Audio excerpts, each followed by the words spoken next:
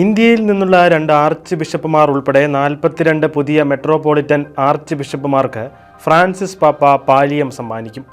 വിശുദ്ധ പത്രോസ് പൗലോസ് ശ്ലീഹാമാരുടെ തിരുനാൾ ദിനത്തിൽ saint Peter's ബസിലിക്കയിൽ അർപ്പിക്കുന്ന വിശുദ്ധ കുർബാന മധ്യേയാണ് ആർച്ച് ബിഷപ്പുമാർക്ക് പാലിയം സമ്മാനിക്കുന്നത്.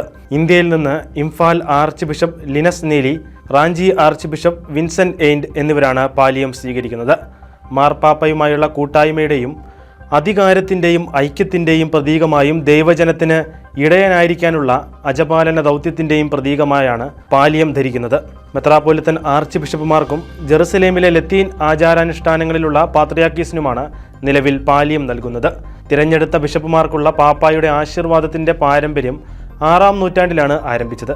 2015 മുതൽ മെട്രോപൊളിറ്റൻ ആർച്ച് ബിഷപ്പുമാരുടെ പാലിയധാരണം അവരവരുടെ രാജ്യങ്ങളിലും നടത്താറുണ്ട്.